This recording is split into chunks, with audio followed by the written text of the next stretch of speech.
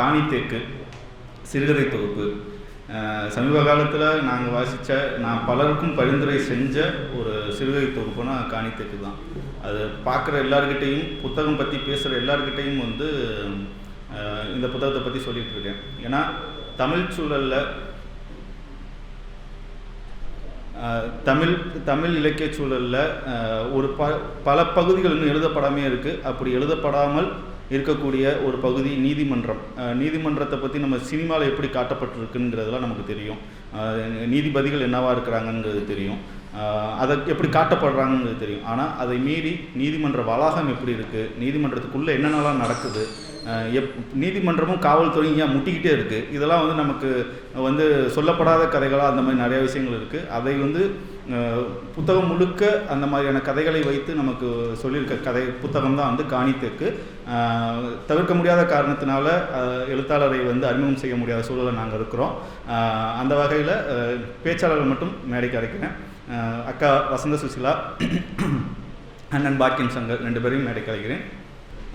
இந்த புத்தகம் பற்றி பேசும்போது விஷ்ணுமூர்த்தி சரவணன் சொன்னார், இதெல்லாம் சிறுகதைகளாக இருக்குது, பாக்கியம் சங்கர் பேசினா நல்லாயிருக்கும், நம்ம பாக்கியம் சங்கர்கிட்ட பேசிடலாம். ரைட்டு, பேசிடலாம். அப்புறம் வேறு யார் பேசுகிறதுன்னு சொல்லி நீண்ட நெடிய பட்டியல் போட்டு அந்த பட்டியல் எப்படி டிசைன் பண்ணோம் அப்படின்னா, ஒரு பெண்ணாக இருக்கணும், அந்த பெண் வழக்கறிஞராக இருக்கணும் அப்படிங்கிறது தான் பட்டியல். அப்போ நமக்கு தெரிந்த பெண் வழக்கறிஞர் பட்டியல்லாம் நான் உட்காந்து எழுதினேன். இவங்க வரிசையாக எல்லார்கிட்டையும் கேட்டேன். ஒரு கேட்க ஏதோ ஒரு விஷயங்களை மறுத்தளிச்சுட்டே இருந்தாங்க. அக்காவுக்கு பண்ணிச்சு, அக்கா வேறு வழியே இல்லை, நீங்கள் தான் டிக்ளேர் பண்ணிட்டு தான் பேசவே செஞ்சேன். சரி நீ வா, ஆஃபீஸ் வா, வந்து புத்தகத்தை கொடுன்னாங்க. போய் கொடுத்தேன். கொடுத்துட்டு படிச்சுட்டு சரி நான் சொல்கிறேன், பேசிடுறேன் அப்படிங்கிற மாதிரியான பாசிட்டிவ் பதில். அக்கா வாங்க, உரை. அனைவருக்கும் மாலை நேர வணக்கம். ஒரு 10 வருஷமாக பழக்கம். இந்த 10 வருஷம் பழகினால அறிமுகப்படுத்துகிற லட்சணத்தை பாருங்க. மற்றவங்களுக்கெல்லாம் ஸ்பார்க்கே வருது. நம்ம 10 வருஷமாக அக்கா தம்பியாக இருக்கிறனால தான் அந்த பிரச்சனை. மிக அருமையான ஒரு வாய்ப்பை வந்து வழங்குவதற்காக என்னை வந்து இனியன் வந்து அணுகுனாப்பில். ஆனால் அந்த வாய்ப்பை வந்து ஒழுங்காக பயன்படுத்துறதுக்கான ஒரு தகுதியான நபர் தானா அப்படிங்கிறது எனக்கு இப்போ வரைக்கும் கேள்வி இருக்குது.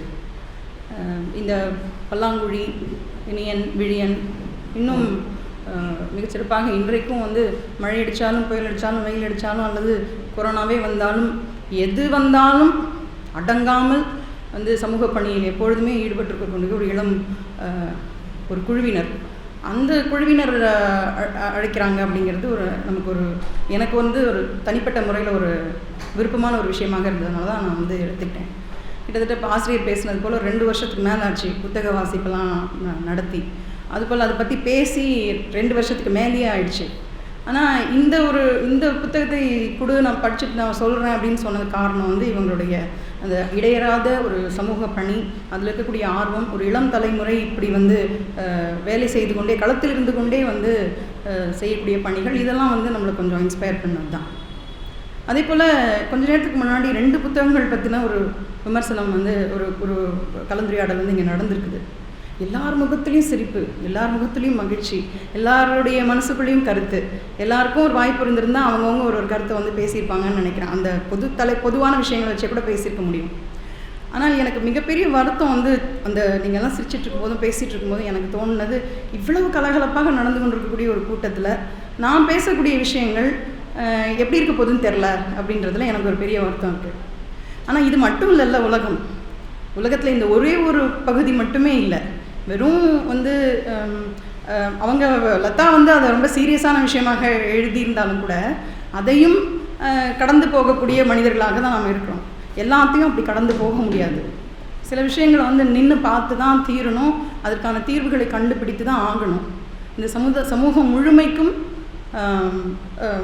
இருக்கக்கூடிய பிரச்சனைகளை குறைந்தபட்சம் நாம் ஒரு விட்னஸாவது பார்த்து தான் ஆகணும். இனியன் குறிப்பிட்ட பொழுது எங்கிட்ட வந்து சொல்லும் போதே சொன்னார், ஒரு வழக்கறிஞர், அதுவும் ஒரு பெண் இதை பேசினா சிறப்பாக இருக்கும் அப்படின்னு சொன்னார். பட் நான் படிக்க ஆரம்பித்ததுக்கப்புறம் எனக்கு தோணுச்சு, இது எதுக்கு ஒரு வழக்கறிஞர் பேசணும்? ஒரு மனசாட்சி உள்ள யார் வேண்டுமானாலும் இதை பேச முடியும். ஆணாக இருக்கலாம், பெண்ணாக இருக்கலாம், அல்லது யாராக வேணா இருக்கலாம். ஒரு வழக்கறிஞர் இதை பேசணும் அப்படின்னு இன்னும் கேட்டால், இது ஒரு வழக்கறிஞர் மட்டுமே பேசியிருந்தாக்கா நிச்சயமாக சொதப்பி இருக்கும்னு கூட நான் வந்து ஒரு கருத்தை முன்வைக்க முடியும்.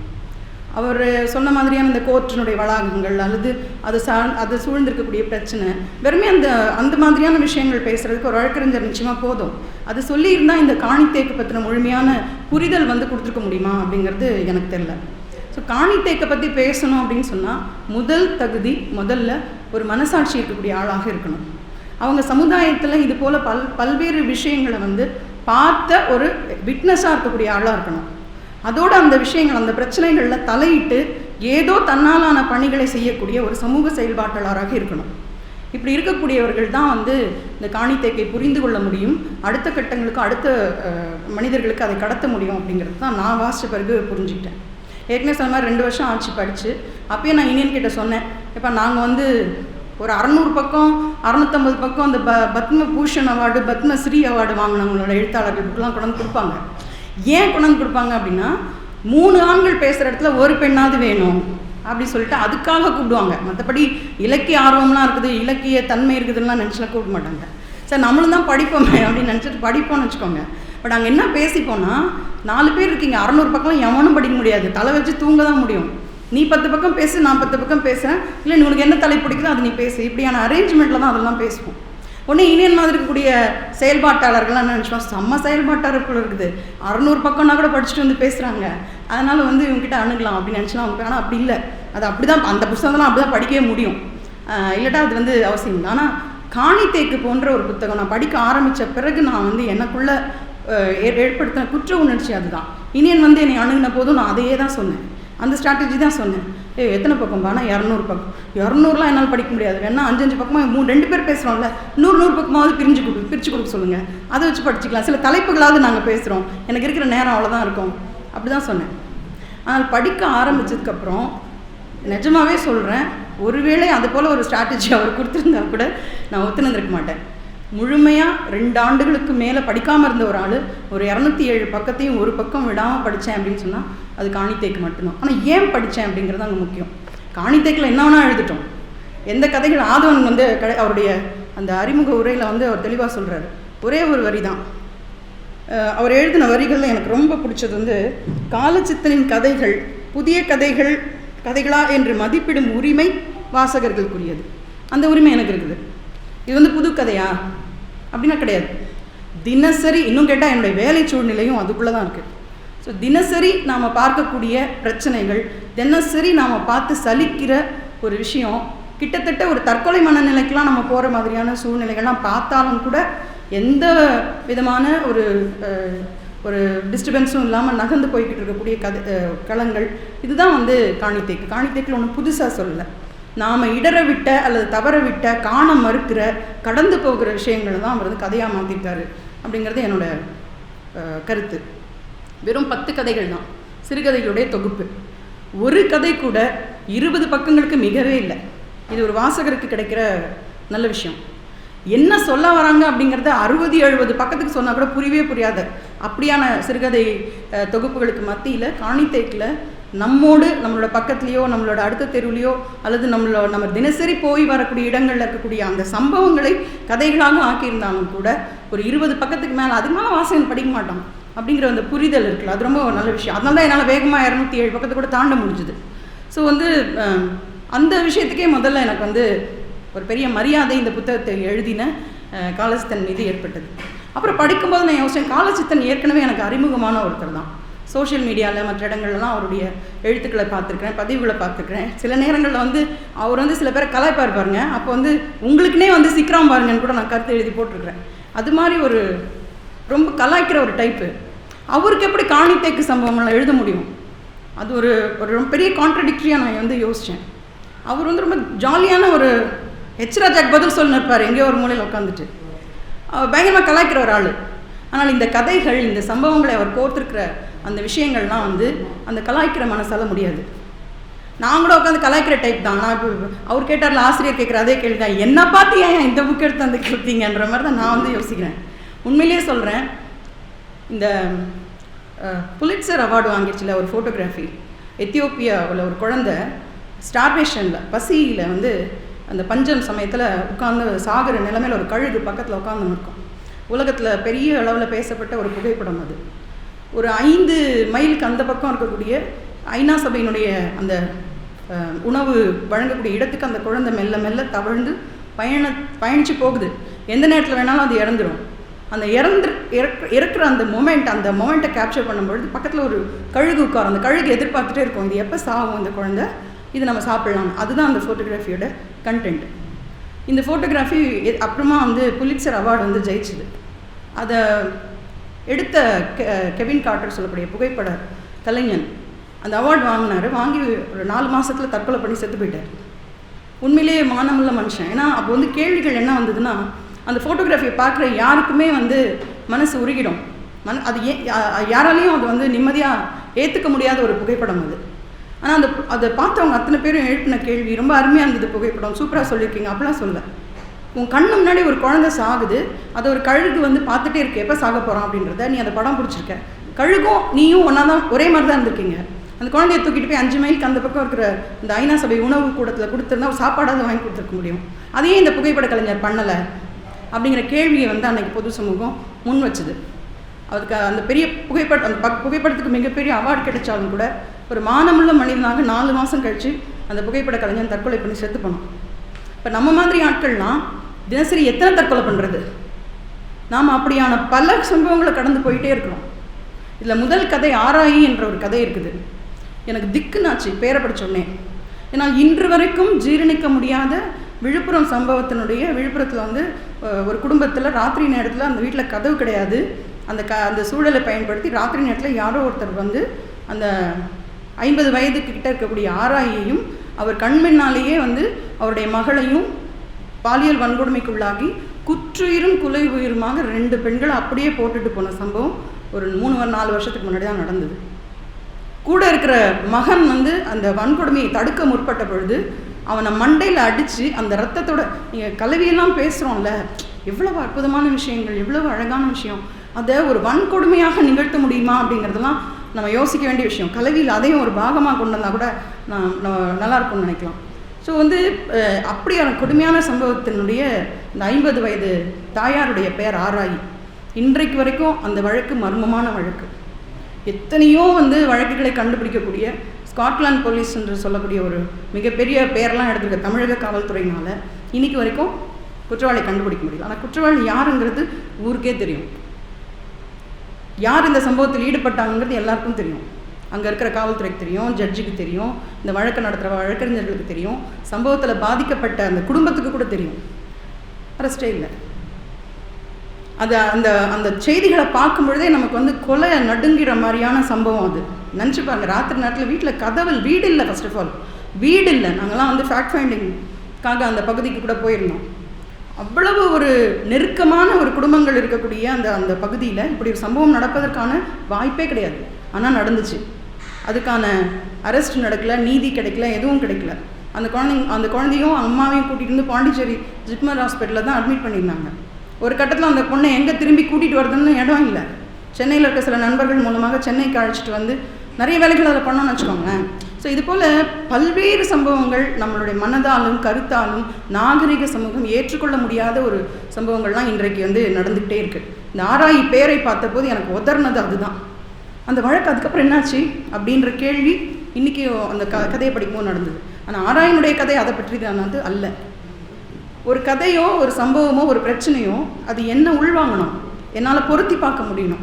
ஒரு ஆராயை படிக்கும் பொழுது இன்னொரு ஆராயுடைய பிரச்சனை எனக்கு ஞாபகத்துக்கு வரணும். அப்போ தான் அடுத்த கதைக்கு நான் அடுத்த பக்கத்து. அனைவருக்கும் மாலை நேர வணக்கம். ஒரு 10 வருஷமாக பழக்கம். இந்த 10 வருஷம் பழகினாலும் அறிமுகப்படுத்துகிற லட்சணத்தை பாருங்க.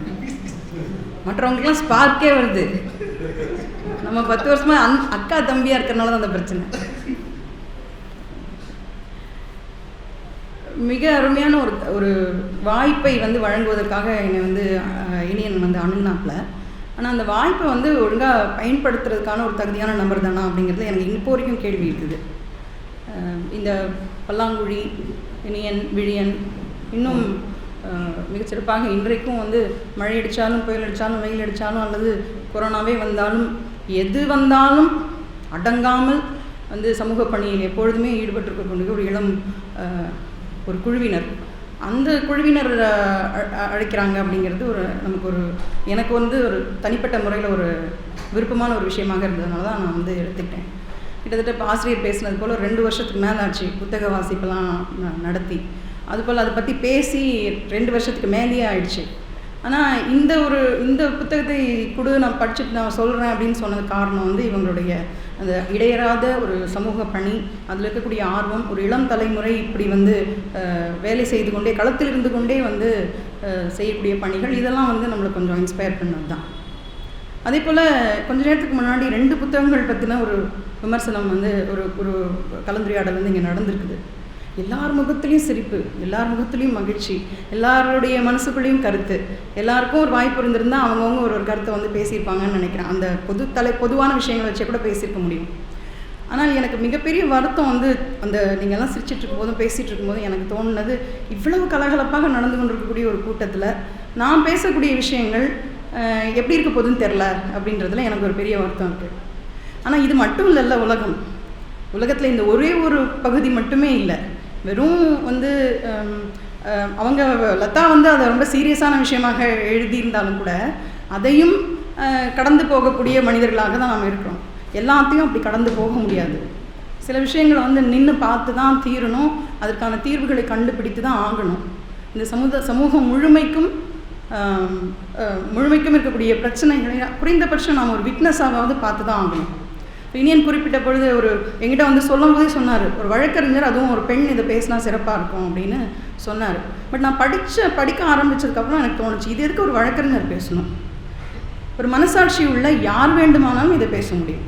ஆணாக இருக்கலாம், பெண்ணாக இருக்கலாம், அல்லது யாராக வேணா இருக்கலாம். ஒரு வழக்கறிஞர் இதை பேசணும் அப்படின்னு இன்னும் கேட்டால் இது ஒரு வழக்கறிஞர் மட்டுமே பேசியிருந்தாக்கா நிச்சயமாக சொதப்பி இருக்கும்னு கூட நான் ஒரு கருத்தை முன்வைக்க முடியும். அவர் சொன்ன மாதிரியான இந்த கோர்ட்டினுடைய வளாகங்கள் அல்லது அதை சூழ்ந்திருக்கக்கூடிய பிரச்சனை, வெறுமே அந்த மாதிரியான விஷயங்கள் பேசுகிறதுக்கு ஒரு வழக்கறிஞர் நிச்சயமாக போதும். அது சொல்லியிருந்தால் இந்த காணித்தேக்கு பற்றின முழுமையான புரிதல் கொடுத்துருக்க முடியுமா அப்படிங்கிறது எனக்கு தெரியல.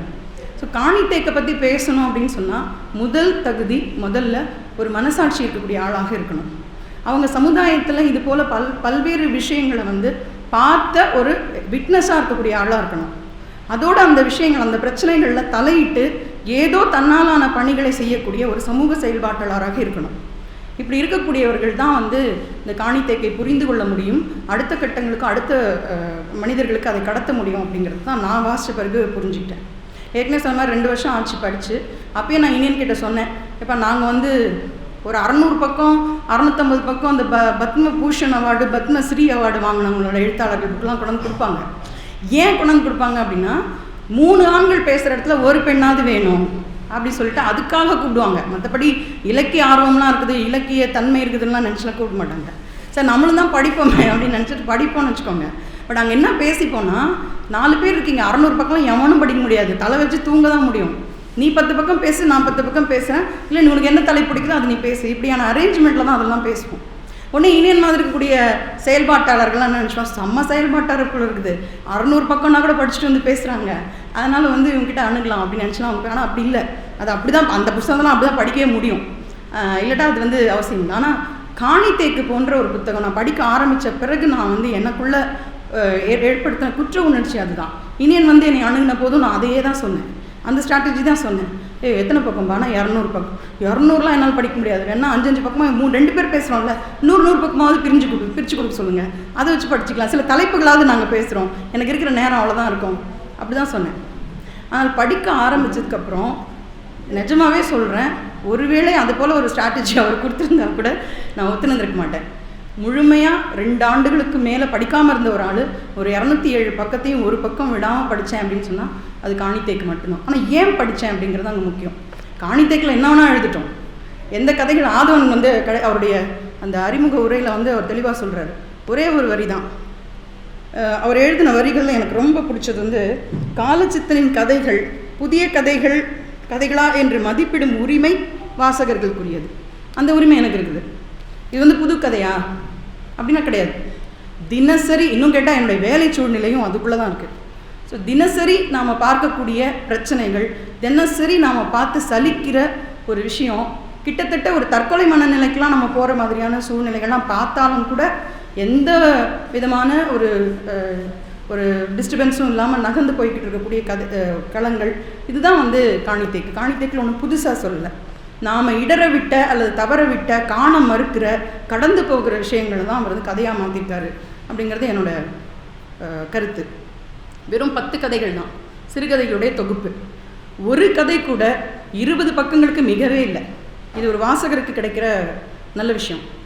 என்ன சொல்ல வராங்க அப்படிங்கிறத 60-70 பக்கத்துக்கு சொன்னால் கூட புரியவே புரியாத அப்படியான சிறுகதை தொகுப்புகளுக்கு மத்தியில் காணித்தேக்கில் நம்மோடு, நம்மளோட பக்கத்துலேயோ, நம்மளோட அடுத்த தெருவுலையோ, அல்லது நம்ம தினசரி போய் வரக்கூடிய இடங்களில் இருக்கக்கூடிய அந்த சம்பவங்களை கதைகளாக ஆக்கியிருந்தாலும் கூட ஒரு 20 பக்கத்துக்கு மேலே, அதுக்கு மேலே வாசகன் படிக்க மாட்டான் அப்படிங்கிற அந்த புரிதல் இருக்குல்ல, அது ரொம்ப நல்ல விஷயம். அதனால தான் என்னால் வேகமாக 207 பக்கத்தை கூட தாண்ட முடிஞ்சுது. ஸோ வந்து அந்த விஷயத்துக்கே முதல்ல எனக்கு வந்து ஒரு பெரிய மரியாதை இந்த புத்தகத்தை எழுதின காலச்சித்தன் மீது ஏற்பட்டது. அப்புறம் படிக்கும்போது நான் யோசித்தேன், காலச்சித்தன் ஏற்கனவே எனக்கு அறிமுகமான ஒருத்தர் தான். சோஷியல் மீடியாவில் மற்ற இடங்கள்லாம் அவருடைய எழுத்துக்களை பார்த்துருக்குறேன், பதிவுகளை பார்த்துருக்குறேன். சில நேரங்களில் வந்து அவர் வந்து சில பேரை கலாய்ப்பார் பாருங்க, அப்போ வந்து உங்களுக்குனே வந்து சிக்கிறாம் பாருங்கன்னு கூட நான் கருத்து எழுதி போட்டிருக்கிறேன். அது மாதிரி ஒரு ரொம்ப கலாய்க்கிற ஒரு டைப்பு. அவருக்கு எப்படி காணித்தேக்கு சம்பவங்கள்லாம் எழுத முடியும்? அது ஒரு ரொம்ப பெரிய கான்ட்ரடிக்டரியாக நான் வந்து யோசித்தேன். அவர் வந்து ரொம்ப ஜாலியான ஒரு ராஜாக்கு பதில் சொல்லி நிற்பார் எங்கேயோ ஒரு மூலையில் உட்காந்துட்டு. அவர் பயங்கரமாக கலாய்க்கிற ஒரு ஆள். ஆனால் இந்த கதைகள், இந்த சம்பவங்களை அவர் கோர்த்துருக்கிற அந்த விஷயங்கள்லாம் வந்து அந்த கலாய்க்கிற மனசால முடியாது. நான் கூட உட்காந்து கலாய்க்கிற டைப் தான். நான் இப்போ அவர் கேட்டார்ல, ஆசிரியர் கேட்குற அதே கேள்வி தான், என்ன பார்த்து ஏன் இந்த புக் எடுத்து வந்து கேட்டீங்கன்ற மாதிரி தான் நான் வந்து யோசிக்கிறேன். உண்மையிலேயே சொல்கிறேன், இந்த புலிட்சர் அவார்டு வாங்கிடுச்சுல ஒரு ஃபோட்டோகிராஃபி, எத்தியோப்பியாவில் ஒரு குழந்தை ஸ்டார்வேஷனில், பசியில் வந்து அந்த பஞ்சம் சமயத்தில் உட்காந்து சாகிற நிலைமையில் ஒரு கழுகு பக்கத்தில் உட்காந்து இருக்கும். உலகத்தில் பெரிய அளவில் பேசப்பட்ட ஒரு புகைப்படம் அது. ஒரு 5 மைலுக்கு அந்த பக்கம் இருக்கக்கூடிய ஐநா சபையினுடைய அந்த உணவு வழங்கக்கூடிய இடத்துக்கு அந்த குழந்தை மெல்ல மெல்ல தவழ்ந்து பயணித்து போகுது. எந்த நேரத்தில் வேணாலும் அது இறந்துடும். அந்த இறக்குற அந்த மொமெண்ட்டை கேப்சர் பண்ணும்பொழுது பக்கத்தில் ஒரு கழுகு உட்காரும். அந்த கழுகு எதிர்பார்த்துட்டே இருக்கும், இது எப்போ சாகும் இந்த குழந்தை, இது நம்ம சாப்பிடலாம். அதுதான் அந்த ஃபோட்டோகிராஃபியோட கண்டென்ட். இந்த ஃபோட்டோகிராஃபி அப்புறமா வந்து புலிட்சர் அவார்டு வந்து ஜெயிச்சுது. அதை எடுத்த கெவின் கார்ட்டர் சொல்லக்கூடிய புகைப்பட கலைஞன் அந்த அவார்டு வாங்கினார். வாங்கி ஒரு 4 மாதத்தில் தற்கொலை பண்ணி செத்து போயிட்டார். உண்மையிலேயே மானமுள்ள மனுஷன். ஏன்னா அப்போ வந்து கேள்விகள் என்ன வந்ததுன்னா, அந்த ஃபோட்டோகிராஃபியை பார்க்குற யாருக்குமே வந்து மனசு உருகிடும். அது யாராலையும் அது வந்து நிம்மதியாக ஏற்றுக்க முடியாத ஒரு புகைப்படம் அது. ஆனால் அதை பார்த்தவங்க அத்தனை பேரும் எழுப்பின கேள்வி ரொம்ப அருமையாக இருந்தது. புகைப்படம் சூப்பராக சொல்லியிருக்கீங்க, அப்படிலாம் சொல்ல. உன் கண்ணு முன்னாடி ஒரு குழந்தை சாகுது, அதை ஒரு கழுகு வந்து பார்த்துட்டே இருக்கு, எப்போ சாக போகிறான் அப்படின்றத. நீ அந்த படம் பிடிச்சிருக்க, கழுகும் நீயும் ஒன்றா தான், ஒரே மாதிரி தான் இருந்திருக்கீங்க. அந்த குழந்தைய தூக்கிட்டு போய் 5 மைலுக்கு அந்த பக்கம் இருக்கிற இந்த ஐநா சபை உணவு கூடத்தில் கொடுத்துருந்தா ஒரு சாப்பாடாவது வாங்கி கொடுத்துருக்க முடியும். அதையே இந்த புகைப்பட கலைஞர் பண்ணலை அப்படிங்கிற கேள்வியை வந்து அன்றைக்கி பொது சமூகம் முன் வச்சுது. அதுக்கு அந்த பெரிய அந்த புகைப்படத்துக்கு மிகப்பெரிய அவார்டு கிடைச்சாலும் கூட ஒரு மானமுள்ள மனிதனாக 4 மாதம் கழித்து அந்த புகைப்பட கலைஞர் தற்கொலை பண்ணி செத்து போனோம். இப்போ நம்ம மாதிரி ஆட்கள்லாம் தினசரி எத்தனை தற்கொலை பண்ணுறது? நாம் அப்படியான பல சம்பவங்களை கடந்து போயிட்டே இருக்கிறோம். இதில் முதல் கதை ஆராயி என்ற ஒரு கதை இருக்குது. எனக்கு திக்குனாச்சு பேரை படித்தோடனே. ஏன்னா இன்று வரைக்கும் ஜீரணிக்க முடியாத விழுப்புரத்தில் வந்து ஒரு குடும்பத்தில் ராத்திரி நேரத்தில் அந்த வீட்டில் கதவு கிடையாது. அந்த சூழலை பயன்படுத்தி ராத்திரி நேரத்தில் யாரோ ஒருத்தர் வந்து அந்த 50 வயதுக்கு கிட்ட இருக்கக்கூடிய ஆராயையும் அவர் கண்மண்ணாலேயே வந்து அவருடைய மகளையும் பாலியல் வன்கொடுமைக்குள்ளாகி குற்றுயிரும் குலை உயிருமாக 2 பெண்களை அப்படியே போட்டுட்டு போன சம்பவம் ஒரு 3-4 வருஷத்துக்கு முன்னாடி தான் நடந்தது. கூட இருக்கிற மகன் வந்து அந்த வன்கொடுமையை தடுக்க முற்பட்ட பொழுது அவனை மண்டையில் அடித்து அந்த ரத்தத்தோட, நீங்கள் கலவியெல்லாம் பேசுகிறோம்ல, எவ்வளவு அற்புதமான விஷயங்கள், எவ்வளவு அழகான விஷயம், அதை ஒரு வன்கொடுமையாக நிகழ்த்த முடியுமா அப்படிங்கிறதெல்லாம் நம்ம யோசிக்க வேண்டிய விஷயம். கலவியில் அதையும் ஒரு பாகமாக கொண்டு வந்தால் கூட நான் நல்லாயிருக்கும்னு நினைக்கலாம். ஸோ வந்து அப்படியான கொடுமையான சம்பவத்தினுடைய இந்த 50 வயது தாயாருடைய பெயர் ஆராயி. இன்றைக்கு வரைக்கும் அந்த வழக்கு மர்மமான வழக்கு. எத்தனையோ வந்து வழக்குகளை கண்டுபிடிக்கக்கூடிய ஸ்காட்லாந்து போலீஸ் என்று சொல்லக்கூடிய ஒரு மிகப்பெரிய பெயர்லாம் எடுத்துருக்க தமிழக காவல்துறையினால் இன்றைக்கி வரைக்கும் குற்றவாளியை கண்டுபிடிக்க முடியல. ஆனால் குற்றவாளி யாருங்கிறது ஊருக்கே தெரியும். யார் இந்த சம்பவத்தில் ஈடுபட்டாங்கிறது எல்லாருக்கும் தெரியும். அங்கே இருக்கிற காவல்துறைக்கு தெரியும், ஜட்ஜுக்கு தெரியும், இந்த வழக்கை நடத்துகிற வழக்கறிஞர்களுக்கு தெரியும், சம்பவத்தில் பாதிக்கப்பட்ட அந்த குடும்பத்துக்கு கூட தெரியும். அரெஸ்டே இல்லை. அது அந்த அந்த செய்திகளை பார்க்கும் பொழுதே நமக்கு வந்து கொலை நடுங்கிற மாதிரியான சம்பவம். அது நினச்சி பாருங்க, ராத்திரி நேரத்தில் வீட்டில் கதவு, வீடு இல்லை, ஃபர்ஸ்ட் ஆஃப் ஆல் வீடு இல்லை. நாங்கள்லாம் வந்து ஃபேக்ட் ஃபைண்டிங்காக அந்த பகுதிக்கு கூட போயிருந்தோம். அவ்வளவு ஒரு நெருக்கமான ஒரு குடும்பங்கள் இருக்கக்கூடிய அந்த அந்த பகுதியில் இப்படி ஒரு சம்பவம் நடப்பதற்கான வாய்ப்பே கிடையாது. ஆனால் நடந்துச்சு. அதுக்கான அரெஸ்ட் நடக்கல, நீதி கிடைக்கல, எதுவும் கிடைக்கல. அந்த குழந்தையும் அம்மாவையும் கூட்டிகிட்டு வந்து பாண்டிச்சேரி ஜிப்மர் ஹாஸ்பிட்டலில் தான் அட்மிட் பண்ணியிருந்தாங்க. ஒரு கட்டத்தில் அந்த பொண்ணை எங்கே திரும்பி கூட்டிகிட்டு வரதுன்னு இடம் இல்லை. சென்னையில் இருக்க சில நண்பர்கள் மூலமாக சென்னைக்கு அழைச்சிட்டு வந்து நிறைய வேலைகள் அதில் பண்ணோன்னு வச்சுக்கோங்களேன். ஸோ இது போல் பல்வேறு சம்பவங்கள் நம்மளுடைய மனதாலும் கருத்தாலும் நாகரிக சமூகம் ஏற்றுக்கொள்ள முடியாத ஒரு சம்பவங்கள்லாம் இன்றைக்கு வந்து நடந்துக்கிட்டே இருக்குது. இந்த ஆராயி பேரை பார்த்தபோது எனக்கு உதர்னது அதுதான். அந்த வழக்கு அதுக்கப்புறம் என்னாச்சு அப்படின்ற கேள்வி இன்றைக்கி அந்த கதையை படிக்கும்போது நடந்தது. ஆனால் ஆராயினுடைய கதை அதை பற்றி தானது அல்ல. ஒரு கதையோ ஒரு சம்பவமோ ஒரு பிரச்சனையோ அது என்ன உள்வாங்கணும், என்னால் பொருத்தி பார்க்க முடியணும். ஒரு ஆராயை படிக்கும் பொழுது இன்னொரு ஆராயுடைய பிரச்சனை எனக்கு ஞாபகத்துக்கு வரணும். அப்போ தான் அடுத்த கதைக்கு அடுத்த பக்கத்தை நான் புரட்டுறதுக்கான எனக்கு அந்த மனசு வாய்க்க முடியும். அப்படி வாய்ச்சதுனால தான் வந்து இந்த புத்தகத்தை வந்து நம்மளாலையும் படிக்க முடிஞ்சுது. யாரோ கதையை யாரோட விஷயத்தையும் நாம் எப்படி படிக்க முடியும்? ஸோ அது போன்ற ஒரு தன்மையுடைய ஒரு தொகுப்பாக இந்த காணித்தைக்கு வந்து நம்மளால் பார்க்க முடியும். ஆராய் கதையில் அந்த அம்மா வந்து ஒரு காவல் நிலைய வாசலில் உட்காந்துருக்காங்க. போலீஸ் ஸ்டேஷன் வாசலில் உட்கார்ந்து ஒரு விஷயத்தை சாதிச்சுக்கிறதுன்றது இன்றைக்கி மிகப்பெரிய அட்வென்ச்சர். அது ஒரு காவல்துறையில் இருக்கக்கூடியவங்களுக்கு நாம் நினைக்கிற விஷயங்களை புரிய வச்சு ஒரு சாமானியருக்கு கிடைக்க வேண்டிய நீதி பெறுறது அப்படிங்கிறது மிகப்பெரிய ஒரு அசகாய சூரத்தனம். அந்த மாதிரி ஒரு இடத்துல தன்னுடைய மகளுக்கான நீதி கோரி அந்த அம்மா காவல் நிலைய வாசலில் உட்காந்துருக்குறாங்க. உட்காந்துட்டு இருக்கிறவங்க நினைக்கிறாங்க, இது போல் நான் வந்து கட்சி கூட்டங்களுக்கெல்லாம் போகிறேன், பிரியாணி பொருளெல்லாம் வாங்கி கொடுப்பாங்க, 200 ரூபாய் கையில் காசு கொடுப்பாங்க, அதெல்லாம் போகும்பொழுது எவ்வளோ கஷ்டமாக இருக்கும். நம்மளால் எழுந்து போய் ஒரு ஒன்றுக்கு போக முடியாது, வயிறெல்லாம் கடுக்கும். உங்களுக்கு தெரியுமா, எனக்கு தெரியுமா, கட்சிக்காரங்க வந்து 200 ரூபாய் காசு கொடுத்து பிரியாணி பொருளெலாம் கொடுக்குற இடத்துல இதுங்களாம் என்னத்துக்கு போகுது, லாரியாக கிளம்பி போகுதுங்க பாரு, வேலை வெட்டியே இல்லையா அது வீட்டில், பொம்பளைங்களாம் வீட்டில் சோறாக்குற வேலை இல்லை அப்படின்னு சொல்லி கடந்து போகிற ஒரு சமூகமாக தான் நாம் இருக்கிறோம். ஆனால் அந்த 200 ரூபாயும் பிரியாணியும் வாங்கிக்கிட்டு ஒரு வயிற்றில் நீர்க்கடுப்போடு உட்கார்ந்துருக்கக்கூடிய பெண்களையும் ஆண்களையும் நகரக்கூட விடாமல் செய்யக்கூடிய ஒரு கட்சி கூட்டங்களை பற்றி நாம் என்னைக்கு கண்டிருக்கிறோம், என்னைக்கு புரிஞ்சிருக்கிறோம்? இப்படி ஒரு சம்பவங்களாக அந்த கதைகளில் வந்து சொல்லிகிட்டே போகும் பொழுது நமக்கு ஆச்சரியமாக இருக்குது. நாம் ரொம்பவும் கேவலமாக அல்லது ரொம்பவும் கீழ்மையாக நினைத்திருக்கக்கூடிய சில விஷயங்கள் எவ்வளவு மேன்மை தங்கியதாக இருக்குது அப்படிங்கிறத நம்மளால் பார்க்க முடியுது. ஆராய் மட்டும் இல்லை, தொடர்ந்து 10 தலைப்புகள் வந்து அவர் கொடுத்துருக்கிறார். அந்த 10 கதைகள்லையும் என்னால் வந்து இந்த பெயர்கள் இருக்குல்ல, அந்த கதைகளில் வரைப்போம். ஆராய் கதையுடைய மகா டீச்சர்னு ஒரு டீச்சர், அவங்க தான் அதில் ஹீரோயின் மாதிரி வராங்க. ஆல்வேஸ் மகான்ற பேரில் இருக்க டீச்சர்ஸ் எல்லாரும் ஹீரோயின்ஸ் தான். ஸோ அந்த மகா டீச்சர் தான் வந்து அந்த பெண்ணுக்கு தேவையான நீதியை பெறுவதற்கு உதவி செய்கிறாங்க. இந்த மகா டீச்சரை பொருத்தி பார்க்குறதுக்கு எனக்கு இன்னொரு மகா டீச்சரை நேரடியாகவே தெரியும். அவங்கள நான் பொருத்தி பார்த்துக்கிறேன். இது போல் என்னை உள்வாங்கிக்கக்கூடிய வரிகளோடும் சம்பவங்களோடும் இந்த கதை ஒரு கதையும் நகருது. எல்லாத்துக்கும் மேலே நான் ரொம்ப ரசித்த விஷயம், ரொம்ப வருஷம் கழிச்சு, ரொம்ப நாள் கழிச்சு பல புத்தகங்கள் படிச்சிருக்கோம். ஒரு முற்போக்கு சமுதாயத்துக்குள்ளே நம்ம ஒரு வயசு வந்ததுக்கப்புறம் நுழைஞ்சிட்டோன்னு வைங்களேன், இந்த மணிரத்னம் படம் பார்க்குறது, அப்புறம் வந்து அப்படியே கொஞ்சம் கொஞ்சமாக நம்ம ஒரு சில விஷயங்கள்லாம் கற்றுக்கிட்டே வருவோம்ல. அப்போ தான் இன்டெலெக்சுவல் செக்ஷனுக்குள்ளே நம்ம மெதுவாக நகர்ந்து வர காலகட்டங்கள்லாம் பார்த்திங்கன்னா ஒரு கதையோ அல்லது ஒரு படமோ அது ஒரு கேள்வியோடு முடிஞ்சதுன்னா அதுதான் ப்ரோக்ரெசிவ் ஃபிலிம், அல்லது ஒரு இது வாசகருடைய இதுக்கு விட்டுறோம், அல்லது வந்து பார்வையாளர்களுடைய கருத்துக்கு விட்டுறோம் அப்படின்னு சொல்லிட்டு ஒரு டேஷ் போட்டு போயிட்டே இருப்பாங்க. ஒரு காலத்தில் அது ஒரு ட்ரெண்டிங்காக இருந்தது. இப்போ வரைக்கும் அது மாதிரி ஒரு விஷயங்கள் இருக்குது. ஆனால் திடீர்னு ஒரு 60s 70s படம் பார்க்கும்பொழுது கடைசியில் ஒரு சுபம்னு முடிப்பாங்கள்ல, அந்த சுபம் வார்த்தை எவ்வளோ ஒரு நம்பிக்கையான வார்த்தை தெரியுமா? வாழ்நாள் முழுக்க இப்போ இருக்க இந்த காலகட்டங்களில் வெறும் அவநம்பிக்கைகளை மட்டுமே சந்திச்சுட்டு இருக்கக்கூடிய ஒரு சபிக்கப்பட்ட சமூகமாக நம்ம இருக்கிறோம். டெய்லி அவநம்பிக்கை தான். காலைல ஏஞ்சா ராத்திரி வரைக்கும் என்ன நடக்க போகுதுன்னு எவனுக்குமே தெரியாது. அப்படி ஒரு அவநம்பிக்கையான வாழ்க்கை சூழ்நிலையில் இருக்கிற நம்ம ஒரு 60s படத்தில் கடைசி எண்ணில் இன்னைக்கு கூட கேபிள் டிவியில் எப்போ ஜி டிவிலலாம் பார்த்தா சுபம்னு ஒரு படம் முடிஞ்சா சுபம், அந்த வார்த்தையை ரொம்ப நல்லா இருக்குது, ஒரு நம்பிக்கையை கொடுக்குது. அது மாதிரியான அந்த மாதிரியான மனநிலைக்கே நம்ம இப்போ போயிட்டோம்.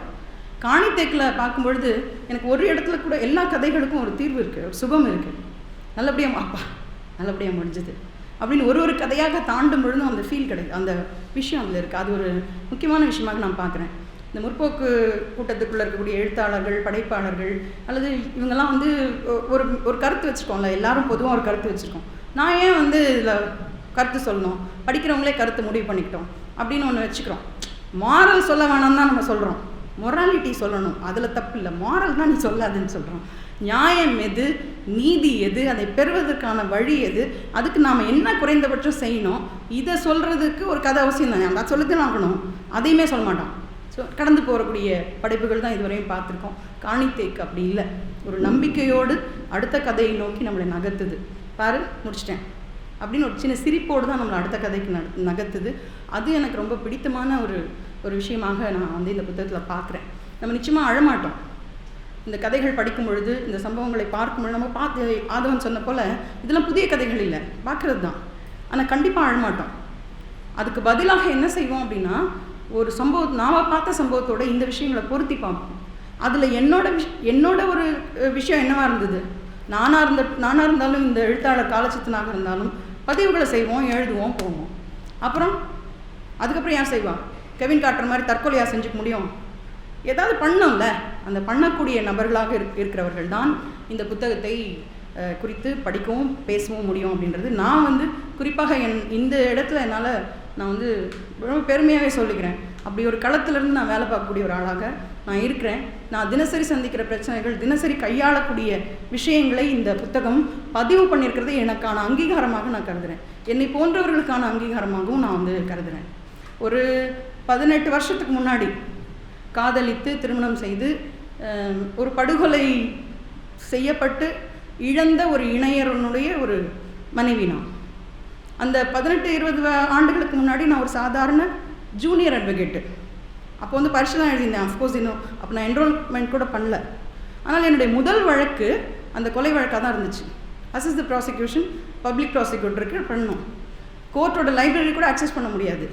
அப்போ வந்து சீனியர்ஸோட அட்வொகேட் கோர்ட்டுங்களெல்லாம் வாங்கி போட்டுட்டு தெரியாமல் வழக்கறிஞர்னு போய் சொல்லி உள்ளே போய் சைட்டேஷன்ஸ்லாம் எடுக்கிறதுக்காக லைப்ரரி யூஸ் பண்ணுவோம். அதெல்லாம் கொண்டு போய் ஒரு பப்ளிக் ப்ராசிக்யூட்டர் கொடுப்பேன். 70 வயசு, 70-72க்கு மேலே இருக்கணும் அவரோட வயசு. ஆனால் ஒரு இளம் கைம்பெண்ணை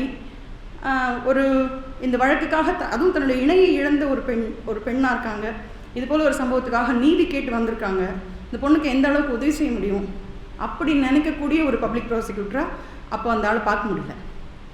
அவர் வந்து எல்லா பப்ளிக் ப்ராசிக்யூட்டர் மாதிரி இப்போ எப்படி பயன்படுத்திக்கலாம், எப்படி இது வந்து அந்த மாதிரியான அணுகுமுறைகள்லாம் அவர்கிட்ட பார்க்க முடியுது. அப்போ காணித்தேக்கு மாதிரியான கதைகளை வெறும் வழக்கறிஞராக இருந்தால் மட்டும் பேசிட முடியாது. எல்லா விதத்திலும் சொந்தமாக நாம் அனுபவித்து அதுபோல் நாம் பார்க்கக்கூடிய விஷயங்களையும் ஒரு அனுபவமாக கொண்ட ஒரு நபர் தான் இது வந்து விளக்கமாக சொல்ல முடியும் அப்படிங்கிறது. நிறைய சம்பவங்கள் வந்து ஒரு ஒரு 4-5 சம்பவங்களுக்கு இடையிலேயே நான் புரிஞ்சுக்கிட்டேன், என்னால் வழக்கறிஞர் தொழிலெல்லாம் செய்ய முடியாது அப்படின்னு நான் புரிஞ்சுக்கிட்டேன்.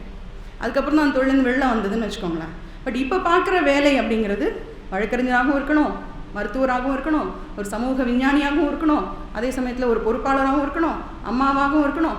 இப்படி கலந்து கட்டி அடிக்கிற ஒரு வேலையில் நான் இருக்கிறேன். ஒரு சின்ன குழந்தை, அப்பா கிடையாது, அம்மா கிடையாது, சாலையோரத்தில் வசிக்கக்கூடிய ஒரு குழந்தை.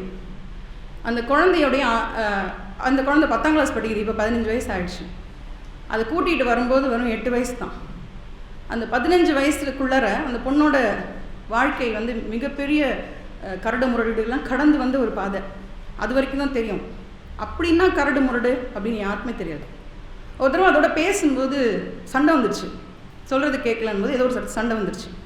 அந்த சண்டையில் அது என்கிட்ட கேட்குது, வாழ்க்கை பற்றி ஒன்று தான் தெரியும், 14 வயசு பண்ணுறேன், எனக்கு தூக்கி வாரி போட்டுச்சு. அது வரைக்கும் நினச்சிட்டு இருந்தேன் நான் பார்க்காத வாழ்க்கையா. நான் வந்து ஒரு வழக்கையே சந்திச்சுட்டு வந்தாலும் ஒரு சொந்த வழக்கில் என்னுடைய இணையரை இழந்துட்டு, அப்போது லவ் மேரேஜ் பண்ணி ஒரே வருஷத்தில் அவர் இறந்து போயிடுறாரு. அதெல்லாம் தான் பெரிய பிரச்சனை. உலகத்தில் இதை விட பெரிய பிரச்சனைகள் என்ன இருந்துட முடியும் அப்படிலாம் நினச்சிட்டு இருந்தேன். என்கிட்ட அந்த குழந்தை வந்து கேட்குது, வாழ்க்கைன்னா உனக்கு தான் தெரியும். ஒரு 10 வயசில் தன்னுடைய தாயார் 2வது கணவரோட கல்யாணம் இல்லை, லீகல் பாதுகாப்புகள் ஒன்றும் கிடையாது, ஆனால் யாரோடைய சேர்ந்து இருக்காங்க.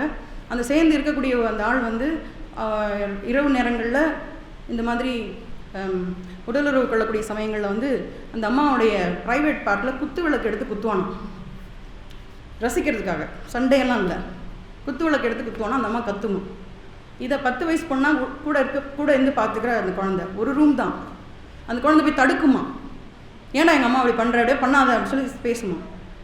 அந்த ஆள் கூட ஒன்றும் சொல்ல மாட்டாராம். ஆனால் அந்த அம்மா வந்து சொல்லுவாங்களாம், என் புருஷன் என்ன பண்ணுறான், உனக்கு என்ன வேண்டியிருக்கு, நீ பேசாமல் இரு, நீ நடுவில் வராத அப்படின்னு சொல்லுவான்.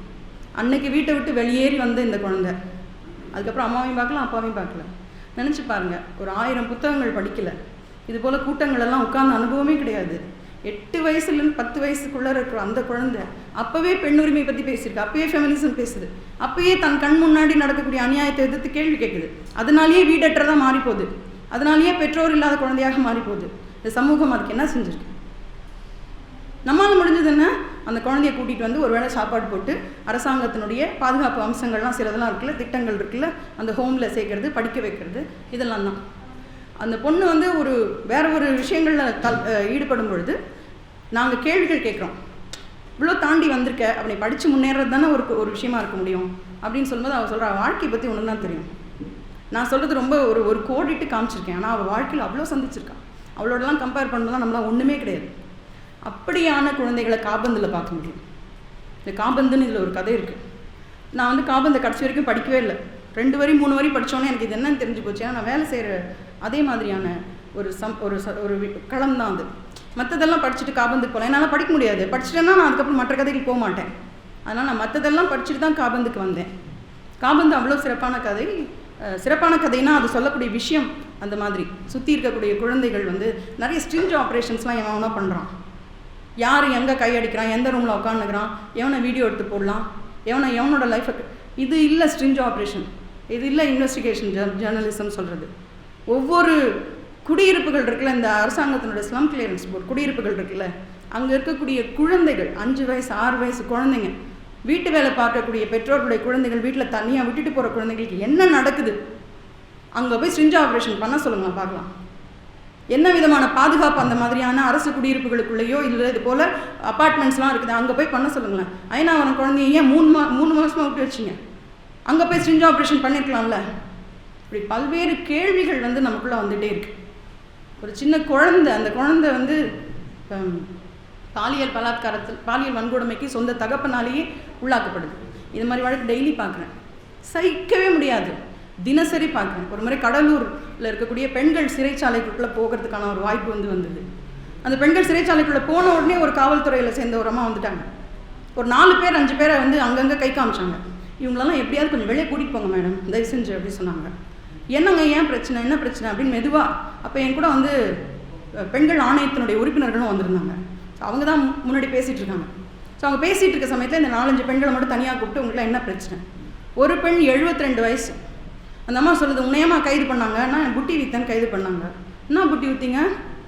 6 மாதத்துக்கு முன்னாடி விற்றேன், இப்போ விற்கல. நான் புரட்டுறதுக்கான எனக்கு அந்த மனசு வாய்க்க முடியும். அப்படி வாய்ச்சதுனால தான் வந்து இந்த புத்தகத்தை வந்து நம்மளாலையும் படிக்க முடிஞ்சுது. யாரோ கதையை யாரோட விஷயத்தையும் நாம் எப்படி படிக்க முடியும்? ஸோ அது போன்ற ஒரு தன்மையுடைய ஒரு தொகுப்பாக இந்த காணிக்கைக்கு வந்து நம்மளால் பார்க்க முடியும். ஆராய் கதையில் அந்த அம்மா வந்து ஒரு காவல் நிலைய வாசலில் உட்காந்துருக்குறாங்க. போலீஸ் ஸ்டேஷன் வாசலில் உட்கார்ந்து ஒரு விஷயத்தை சாதிச்சுக்கிறதுன்றது இன்றைக்கி மிகப்பெரிய அட்வென்ச்சர். அது ஒரு காவல்துறையில் இருக்கக்கூடியவங்களுக்கு நாம் நினைக்கிற விஷயங்களை புரிய வச்சு ஒரு சாமானியருக்கு கிடைக்க வேண்டிய நீதி பெறுறது அப்படிங்கிறது மிகப்பெரிய ஒரு அசகாய சூரத்தனம். அந்த மாதிரி ஒரு இடத்துல தன்னுடைய மகளுக்கான நீதி கோரி அந்த அம்மா காவல் நிலைய வாசலில் உட்காந்துருக்குறாங்க. உட்காந்துட்டு இருக்கிறவங்க நினைக்கிறாங்க, இது போல் நான் வந்து கட்சி கூட்டங்களுக்கெலாம் போகிறேன், பிரியாணி பொருளெல்லாம் வாங்கி கொடுப்பாங்க, 200 ரூபாய் கையில் காசு கொடுப்பாங்க, அதெல்லாம் போகும்பொழுது எவ்வளோ கஷ்டமாக இருக்கும். நம்மளால் எழுந்து போய் ஒரு ஒன்றுக்கு போக முடியாது, வயிறெல்லாம் கடுக்கும். உங்களுக்கு தெரியுமா, எனக்கு தெரியுமா, கட்சிக்காரங்க வந்து 200 ரூபாய் காசு கொடுத்து பிரியாணி போட்டெல்லாம் கொடுக்குற இடத்துல இதுங்களாம் என்னத்துக்கு போகுது, லாரியாக கிளம்பி போகுதுங்க பாரு, வேலை வெட்டியே இல்லையா அதுங்களுக்குல, பொம்பளைங்களாம் வீட்டில் சோறாக்குற வேலை இல்லை அப்படின்னு சொல்லி கடந்து போகிற ஒரு சமூகமாக தான் நாம் இருக்கிறோம். ஆனால் அந்த 200 ரூபாயும் பிரியாணியும் வாங்கிக்கிட்டு ஒரு வயிற்றில் நீர்க்கடுப்போடு உட்கார்ந்துருக்கக்கூடிய பெண்களையும் ஆண்களையும் நகரக்கூட விடாமல் செய்யக்கூடிய ஒரு கட்சி கூட்டங்களை பற்றி நாம் என்னைக்கு கண்டிருக்கிறோம், என்னைக்கு புரிஞ்சிருக்கிறோம்? இப்படி ஒரு சம்பவங்களாக அந்த கதைகளில் வந்து சொல்லிகிட்டே போகும் பொழுது நமக்கு ஆச்சரியமாக இருக்குது. நாம் ரொம்பவும் கேவலமாக அல்லது ரொம்பவும் கீழ்மையாக நினைத்திருக்கக்கூடிய சில விஷயங்கள் எவ்வளோ மேன்மை தங்கியதாக இருக்குது அப்படிங்கிறத நம்மளால் பார்க்க முடியுது. ஆராய் மட்டும் இல்லை, தொடர்ந்து 10 தலைப்புகள் வந்து அவர் கொடுத்துருக்கிறார். அந்த 10 கதைகள்லையும் என்னால் வந்து இந்த பெயர்கள் இருக்குல்ல, இந்த கதைகளில் வரைப்போம். ஆராய் கதையுடைய மகா டீச்சர்னு ஒரு டீச்சர், அவங்க தான் அதில் ஹீரோயின் மாதிரி வராங்க. ஆல்வேஸ் மகான்ற பேரில் இருக்க டீச்சர்ஸ் எல்லாரும் ஹீரோயின்ஸ் தான். ஸோ அந்த மகா டீச்சர் தான் வந்து அந்த பெண்ணுக்கு தேவையான நீதியை பெறுவதற்கு உதவி செய்கிறாங்க. இந்த மகா டீச்சரை பொருத்தி பார்க்குறதுக்கு எனக்கு இன்னொரு மகா டீச்சரை நேரடியாகவே தெரியும். அவங்கள நான் பொருத்தி பார்த்துக்கிறேன். இது போல் என்னை உள்வாங்கிக்கக்கூடிய வரிகளோடும் சம்பவங்களோடும் இந்த கதை ஒரு கதையும் நகருது.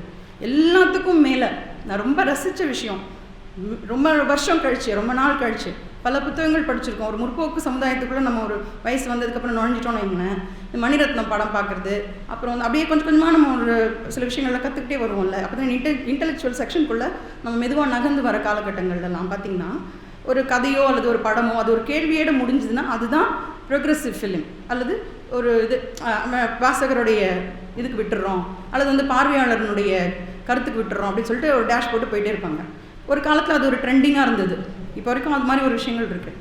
ஆனால் திடீர்னு ஒரு 60s 70s படம் பார்க்கும்பொழுது கடைசியில் ஒரு சுபம்னு முடிப்பாங்கள்ல, அந்த சுபம் வார்த்தை எவ்வளோ ஒரு நம்பிக்கையான வார்த்தை தெரியுமா? வாழ்நாள் முழுக்க இப்போ இருக்க இந்த காலகட்டங்களில் வெறும் அவநம்பிக்கைகளை மட்டுமே சந்திச்சுட்டு இருக்கக்கூடிய ஒரு சபிக்கப்பட்ட சமூகமாக நம்ம இருக்கிறோம். டெய்லி அவநம்பிக்கை தான். காலைல ஏஞ்சா ராத்திரி வரைக்கும் என்ன நடக்க போகுதுன்னு எவனுக்குமே தெரியாது.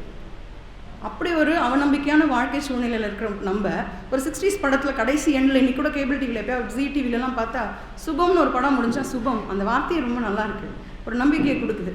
அது மாதிரியான அந்த மாதிரியான மனநிலைக்கே நம்ம இப்போ போயிட்டோம். காணித்தேக்கில் பார்க்கும்பொழுது எனக்கு ஒரு இடத்துல கூட எல்லா கதைகளுக்கும் ஒரு தீர்வு இருக்குது, ஒரு சுபம் இருக்குது. நல்லபடியாக முடிஞ்சது அப்படின்னு ஒரு கதையாக தாண்டும் பொழுதும் அந்த ஃபீல் கிடைக்கும், அந்த விஷயம் அதில் இருக்குது. அது ஒரு முக்கியமான விஷயமாக நான் பார்க்குறேன். இந்த முற்போக்கு கூட்டத்துக்குள்ளே இருக்கக்கூடிய எழுத்தாளர்கள், படைப்பாளர்கள் அல்லது இவங்கெல்லாம் வந்து ஒரு கருத்து வச்சுருக்கோம்ல, எல்லாரும் பொதுவாக ஒரு கருத்து வச்சுருக்கோம். நான் ஏன் வந்து இதில் கருத்து சொல்லணும், படிக்கிறவங்களே கருத்து முடிவு பண்ணிக்கிட்டோம் அப்படின்னு ஒன்று வச்சுக்கிறோம். மாரல் சொல்ல வேணாம் தான் நம்ம சொல்கிறோம், மொராலிட்டி சொல்லணும், அதில் தப்பு இல்லை, மாரல் தான் நீ சொல்லாதுன்னு சொல்கிறோம். நியாயம் எது, நீதி எது, அதை பெறுவதற்கான வழி எது, அதுக்கு நாம் என்ன குறைந்தபட்சம் செய்யணும், இதை சொல்கிறதுக்கு ஒரு கதை அவசியம் தானே. அதை சொல்லித்தான் ஆகணும், அதையுமே சொல்ல மாட்டோம். ஸோ கடந்து போகக்கூடிய படைப்புகள் தான் இதுவரையும் பார்த்துருக்கோம். காணித்தேக்கு அப்படி இல்லை, ஒரு நம்பிக்கையோடு அடுத்த கதையை நோக்கி நம்மளை நகர்த்துது. பாரு முடிச்சிட்டேன் அப்படின்னு ஒரு சின்ன சிரிப்போடு தான் நம்மளை அடுத்த கதைக்கு நகர்த்துது. அது எனக்கு ரொம்ப பிடித்தமான ஒரு விஷயமாக நான் வந்து இந்த புத்தகத்தில் பார்க்குறேன். நம்ம நிச்சயமாக அழமாட்டோம் இந்த கதைகள் படிக்கும் பொழுது, இந்த சம்பவங்களை பார்க்கும் பொழுது. நம்ம ஆதவன் சொன்ன போல் இதெல்லாம் புதிய கதைகள் இல்லை, பார்க்குறது தான். ஆனால் கண்டிப்பாக அழமாட்டோம். அதுக்கு பதிலாக என்ன செய்வோம் அப்படின்னா, ஒரு நாம் பார்த்த சம்பவத்தோட இந்த விஷயங்களை பொருத்தி பார்ப்போம். அதில் என்னோட ஒரு விஷயம் என்னவாக இருந்தது, நானாக இருந்தாலும் இந்த எழுத்தாளர் காலச்சித்தனாக இருந்தாலும் பதிவுகளை செய்வோம், எழுதுவோம், போவோம். அதுக்கப்புறம் யார் செய்வா? கெவின் காட்டுற மாதிரி தற்கொலையாக செஞ்சுக்க முடியும்? ஏதாவது பண்ணோம்ல. அந்த பண்ணக்கூடிய நபர்களாக இருக்கிறவர்கள் தான் இந்த புத்தகத்தை குறித்து படிக்கவும் பேசவும் முடியும் அப்படின்றது நான் வந்து குறிப்பாக இந்த இடத்துல நான் வந்து ரொம்ப பெருமையாகவே சொல்லிக்கிறேன். அப்படி ஒரு களத்திலிருந்து நான் வேலை பார்க்கக்கூடிய ஒரு ஆளாக நான் இருக்கிறேன். நான் தினசரி சந்திக்கிற பிரச்சனைகள், தினசரி கையாளக்கூடிய விஷயங்களை இந்த புத்தகம் பதிவு பண்ணியிருக்கிறது எனக்கான அங்கீகாரமாக நான் கருதுகிறேன். என்னை போன்றவர்களுக்கான அங்கீகாரமாகவும் நான் வந்து கருதுகிறேன். ஒரு 18 வருஷத்துக்கு முன்னாடி காதலித்து திருமணம் செய்து ஒரு படுகொலை செய்யப்பட்டு இழந்த ஒரு இணையருடைய ஒரு மனைவி நான். அந்த 18-20 ஆண்டுகளுக்கு முன்னாடி நான் ஒரு சாதாரண ஜூனியர் அட்வொகேட்டு. அப்போ வந்து பரிசு தான் எழுதியிருந்தேன். அஃப்கோர்ஸ் இன்னும் அப்போ நான் என்ரோல்மெண்ட் கூட பண்ணல. ஆனால் என்னுடைய முதல் வழக்கு அந்த கொலை வழக்காக தான் இருந்துச்சு. அசிஸ்ட் ப்ராசிக்யூஷன் பப்ளிக் ப்ராசிக்யூட்டருக்கு பண்ணணும். கோர்ட்டோட லைப்ரரி கூட அக்சஸ் பண்ண முடியாது. அப்போ வந்து சீனியர்ஸோட அட்வொகேட் கோர்ட்டுங்களெல்லாம் வாங்கி போட்டுட்டு தெரியாமல் வழக்கறிஞர்னு போய் சொல்லி உள்ளே போய் சைட்டேஷன்ஸ்லாம் எடுக்கிறதுக்காக லைப்ரரி யூஸ் பண்ணுவோம். அதெல்லாம் கொண்டு போய் ஒரு பப்ளிக் ப்ராசிக்யூட்டருக்கு கொடுப்பேன். 70 வயசு, 70-72க்கு மேலே இருக்கணும் அவரோட வயசு. ஆனால் ஒரு இளம் கைம்பெண்ணை இந்த வழக்குக்காக அதுவும் தன்னுடைய இணையை இழந்த ஒரு பெண்ணாக இருக்காங்க. இதுபோல் ஒரு சம்பவத்துக்காக நீதி கேட்டு வந்திருக்காங்க. இந்த பொண்ணுக்கு எந்த அளவுக்கு உதவி செய்ய முடியும் அப்படி நினைக்கக்கூடிய ஒரு பப்ளிக் ப்ராசிக்யூட்டராக அப்போ அந்த ஆளை பார்க்க முடியல. அவர் வந்து எல்லா பப்ளிக் ப்ராசிக்யூட்டர் மாதிரி இப்போ எப்படி பயன்படுத்திக்கலாம், எப்படி இது வந்து அந்த மாதிரியான அணுகுமுறைகள்லாம் அவர்கிட்ட பார்க்க முடியுது. அப்போ காணித்தேக்கு மாதிரியான கதைகளை வெறும் வழக்கறிஞராக இருந்தால் மட்டும் பேசிட முடியாது.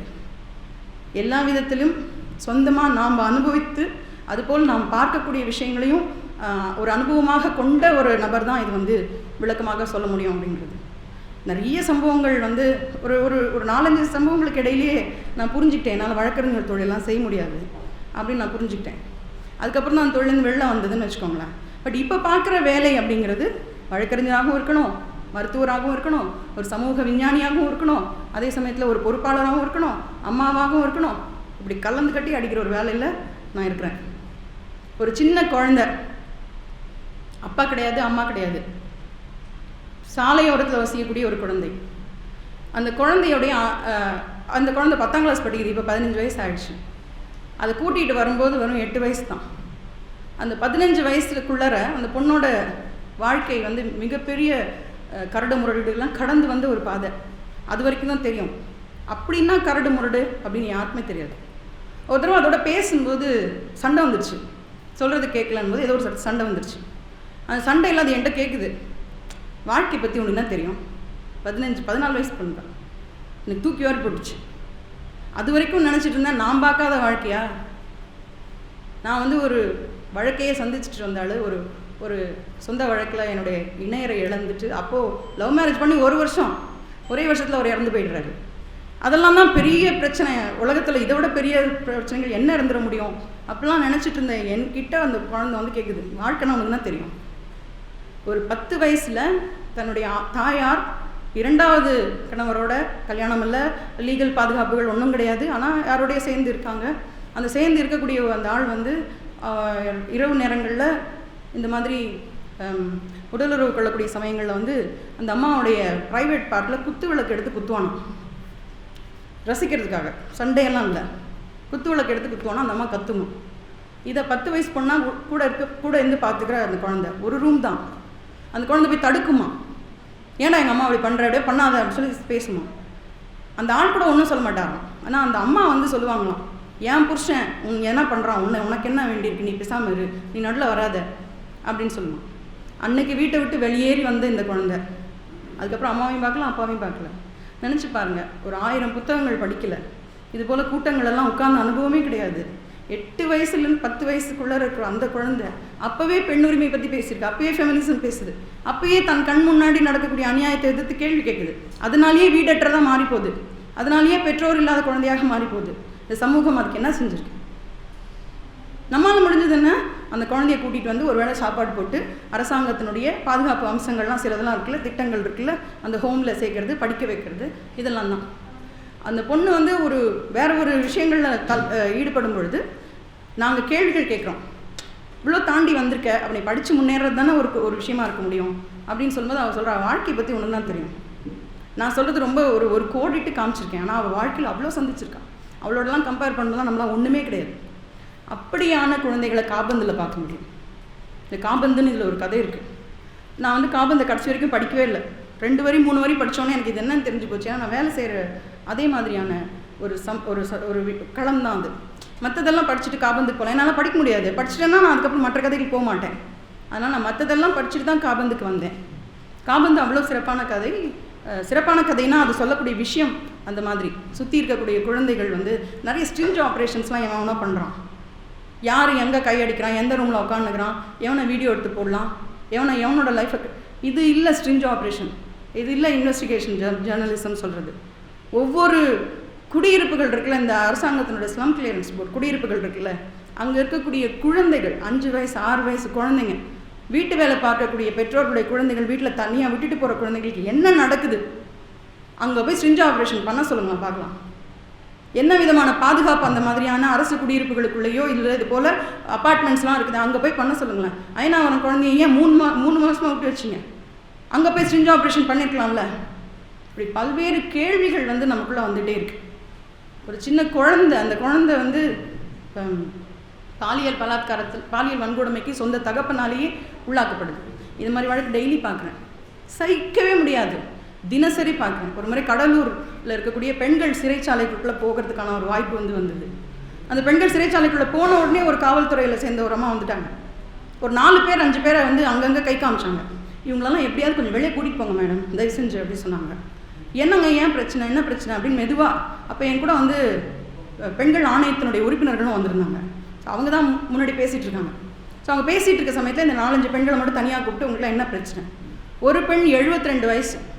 அந்த அம்மா சொல்லுது, உன்னையம்மா கைது பண்ணாங்க, நான் புட்டி விற்றேன்னு கைது பண்ணாங்க. என்ன புட்டி விற்றீங்க? 6 மாதத்துக்கு முன்னாடி விற்றேன், இப்போ விற்கல, கைது பண்ணாங்க. சரி இப்போ வெளியே போயிட்டீங்கன்னா எங்கே போவீங்க? எனக்கு தோணுச்சு 72 வயசு இருந்தமா வெளியே போச்சுன்னா யார் சாப்பாடு போடுவா? புட்டியும் விற்க முடியாது. அப்போ என்ன பண்ணுறது? அது பாட்டுக்கு உள்ளே இருந்தாலும் சோறாது கிடைக்குமே அப்படின்னு தோணுச்சு. எங்கே போவீங்க அப்படின்னு கேட்டால், அப்பா வெளியே எங்கன்னா இருப்பார், திண்ணையில் எங்கன்னா படுத்து கிடப்பார், அவர் கூட போய் இருப்பேன். சரி, அவருக்கும் சேர்த்து நீங்கள் தானே செய்யணும், அப்போ அவர் எங்கே போய் கண்டுபிடிப்பீங்கன்னா இப்படி ஒரு கான்வர்சேஷன் போகும்போது அந்த மாதிரி சொன்னாங்க, எனக்கு அம்மா இருக்காங்க, ஆனால் அங்கெல்லாம் போக முடியாது, சின்ன வயசுலேயே வேறு ஜாதி ஆளும் கட்டிக்கிட்டேன், அதனால் வீட்டில் சேர்க்க மாட்டாங்க. எத்தனை வருஷம்? 72வது வயசில் ஒரு ஜாதி மாதிரி கல்யாணம் பண்ண ஒரு விஷயத்துக்காக அந்த அம்மா தன்னுடைய சொந்த அம்மா வீட்டுக்கு போக முடியாது. இத்தனை வருஷமா இன்னைக்கு ஜெயிலில் கூட உட்காந்துருக்கு, ஆனால் அவங்க அம்மா வீட்டுக்கு போக முடியாது. இப்படியான தினசரி கதைகள். ஒரு அம்மா வந்துச்சு, இந்த அம்மா புருஷன் கூட சண்டை போட்டு ஃப்ரெண்டு வீட்டில் போய் தங்கியிருக்கு. ஃப்ரெண்டுனா தெரிஞ்சவர், அவர் வீட்டில் போய் தங்கியிருக்கு. கையில் 2 வயசு குழந்தை. அந்த 2 வயசு குழந்தைய பாலியல் வன்கொடுமைக்கு உள்ளாக்குவதற்கு அந்த அந்த ஆள் தெரிஞ்ச ஒரு ஃப்ரெண்ட் இருக்கிறார்ல, உள்ளாக்குவதற்கு உடந்தையாக இருந்தார் இந்த தாய் அப்படிங்கிறது தான் குற்றச்சாட்டு. அந்த தாய்கிட்ட கேட்டால் சொல்லுது, ஒன்றுக்கு போகிற இடத்துல ரத்தம் வரும்போது தான்மா எனக்கே தெரியும் அந்த ஆள் அப்படி பண்ணிட்டான்ட்டு அப்படின்னு அந்த அம்மா சொல்லுது. வழக்குகள் எல்லாம் சாதாரணமானது இல்லை. காதுலையும் கண்லேயும் நம்மளுக்கு ரத்தம் வந்துடும். கெவின் காட்டுற மாதிரி எந்த நிமிஷம் வேணாலும் தற்கொலை பண்ணிப்போம். அது மாதிரியான சம்பவங்கள் நாடு முழுக்க நடந்துக்கிட்டே இருக்குது. இதை ஒரு வழக்கறிஞர் பார்வையில் மட்டுமல்ல, ஒரு மனித உரிமை அல்லது ஒரு மனசாட்சி உள்ள யாரும் பார்க்கக்கூடியவர்கள், இதில் நான் எந்த புல்லை பிடுங்கி போட முடியும், இதில் நான் என்ன செய்ய முடியும் அப்படின்னு நினைக்கக்கூடியவங்க தன்னுடைய தொழிலை தாண்டி, தன்னுடைய குடும்பத்தை தாண்டி, தனக்கு இருக்கக்கூடிய சிரமங்கள் எல்லாம் தாண்டி ஏதாவது ஒரு சின்ன புல்லை பிடுங்கி போடுவதற்கான ஒரு தொடக்கமாக காணித்தேக்கை பார்க்க முடியும். தாசில்தார் ஆஃபீஸ், நான் நிறைய முற்போக்கு அமைப்புகள், இளைஞர் அமைப்புகள்லாம் என்கிட்ட வந்து பேசும்போது சொல்லுவேன், இது ஏதாவது பண்ணும் தொழா சொல்லிட்டே இருப்பாங்க. எதுவும் பண்ணாதீங்க, போய் GH வாசலில் டேபிள் சேர் போட்டு நான் உட்காரு, தாசில்தார் ஆஃபீஸில் டேபிள் சேர் போட்டு நான் உட்காரு, உனக்கு என்ன பண்ணணும்னு அங்கே தெரியும் அப்படின்னு சொல்லுவேன். ஒரு தாசில்தார் அலுவலகத்துக்கு தனக்கு தேவையான ஒரு விஷயத்துக்காக ஒரு உதவிக்காக ஒரு அம்மா போவாங்க. ஒரு படித்த பெண் அவங்க வந்து போவாங்க. இந்த இதில் இருக்குது, அந்த கதையை பற்றி இருக்குது. அந்த பெண் எப்படியெல்லாம் அலைக்கழிக்கப்படுறாங்க, அவங்க பெண்கிட்டேருந்து என்னெல்லாம் எதிர்பார்க்குறான் ஒரு தாசில்தாராக இருக்கக்கூடியவர் அப்படின்றது. ஆனால் அது இல்லை அதில் கதை. இதான் சினிமாவில் நிறைய காட்டுறாங்க. தாசில்தார் தன் பங்குக்கு ஒரு நியாயம் சொல்லுவான், அவன் ஏன் அப்படி இருக்கிறான்றதுக்கு ஒரு நியாயத்தை சொல்லுவான். அது யாராலையுமே மறுக்க முடியாது. ஆமாம் இல்லை அப்படின்னு தோணும். தான் காதலித்த ஒரு பெண் 50 ரூபாய் பணத்தை எனக்கு வந்து கொரியரில் போட்டு அனுப்புறதுக்காகவே அந்த லெட்டருக்கு நான் காத்துன்னு இருப்பேன், படிக்கிறதுக்கான உதவியாக அதை நான் வந்து எனக்கு வந்து சேரும் அப்படின்னு சொல்லும்போது நான் என்னை பொருத்தி பார்த்துக்கிட்டேன். சட்டக்கல்லூரி படிக்கும்போது கையில் காசு இருக்காது. லீலாவதியினுடைய வீட்டில் இலவசமாக வெறும் 10க்கு 10 அடி வீட்டில் 3 பெண்கள் அவங்களுக்கு. அந்த 3 பெண்களோட 4வது பொண்ணாக நானும் படுத்து தூங்கியிருக்கேன். 200 ரூபாய் எங்கள் அப்பா கொரியர் கவரில் வச்சு கொரியரில் அனுப்புவார். ஏன்னா வந்து தந்தியில் அனுப்பிச்சோன்னா அதுக்கு ஏதோ கமிஷன் எடுப்பாங்களாம், போஸ்ட்டில் அனுப்பிச்சோம்னா. அப்போது அதனால் கமிஷன் காசும் இந்த 200லேருந்து கட்டாயிருமேன்ட்டு 200 ரூபா பணத்தை லெட்டரில் மடித்து கவரில் வச்சு எங்கள் அப்பா அனுப்புவார். எனக்கு தாசில்தாருக்கு 50 ரூபா அவன் லவ்வர் அனுப்பும் பொழுது இந்த வந்து பொருத்தி பார்த்துக்கிறேன். என்னை போன்ற ஆட்களை, எனக்கு தெரிந்த ஆட்களை, எனக்கு தெரிஞ்ச சம்பவங்களை, நான் பார்க்குற விஷயங்களை இந்த கதைகளில் எல்லாத்துலேயும் பொருத்தி பார்க்க என்னால் முடிஞ்சிருக்கு. ஆனால் அதுக்காக தாசில்தாரை நியாயப்படுத்த முடியல. அவர் தவறு செஞ்சுருக்காரு, அதற்கான அந்த செயல், அதுக்கான தண்டனையாக என்ன பண்ணணும் அப்படிங்கிறதையும் இந்த கதை வந்து அழுமையாக வழிகாட்டுது. படித்தவங்க எப்படி நடந்துக்கணும் அப்படிங்கிறதுக்கு வழிகாட்டுது. இப்படி சொல்லிகிட்டே இருக்கலாம். அதுதான் நான் சொல்கிறேன், ரொம்ப கலகலப்பான ஒரு மண்டபத்துக்குள்ளே அழகாக சிரிச்சுக்கிட்டு அருமையாக பேசிக்கிட்டு நல்லா இங்கே இப்போ கேமராவில் பிடிக்கிறவங்களாம் சிரிச்சுக்கிட்டு இருந்தாங்க அவங்களாம் பேசும்போது. இப்போ நான்லாம் பேசினா எல்லாத்தையும் அழுவ வச்சா அனுப்ப முடியும் அப்படிங்கிற மாதிரி நமக்கு மனசில் ஒரு துக்கம் இருக்குது.